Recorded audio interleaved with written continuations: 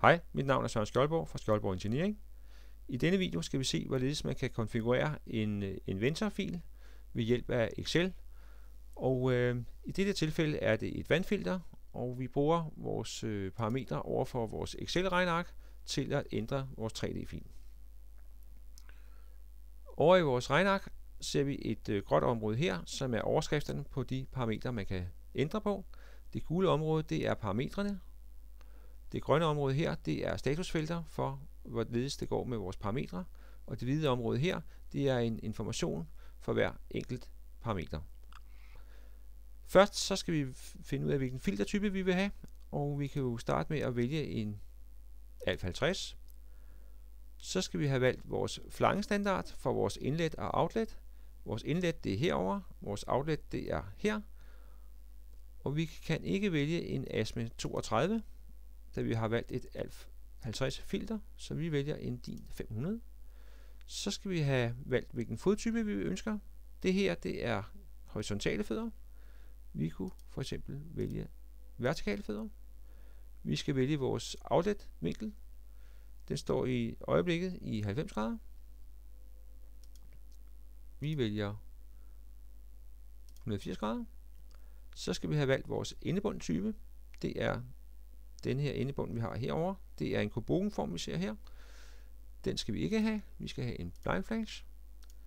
Og vi skal have en sunshade på, som er et lille kabinet, som giver skygge til operatøren og til vores instrumenter.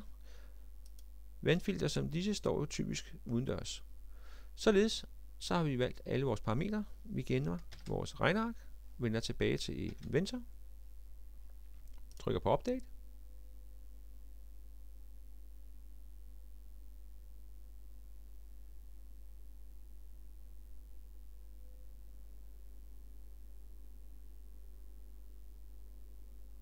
Således så fik vi konfigureret vores nye filter, som jo er et kopi af vores master.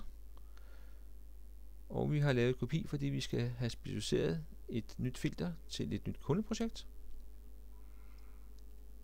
Vi kunne forestille os, at vi skulle have lavet et andet filter. Vi skal måske have lavet os et ALF30 filter. Vi vender tilbage til vores Excel-regneark, går op og vælger ALF30.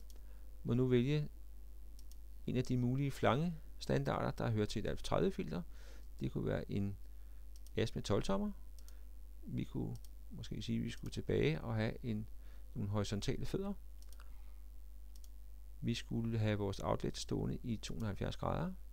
Vi skulle have en kobogenform på, og vi skulle fastholde, at vi skulle have sunshade på. Det var det hele. Vi gemmer regnearket. Vi vender tilbage til Inventor. Vi trykker på Update.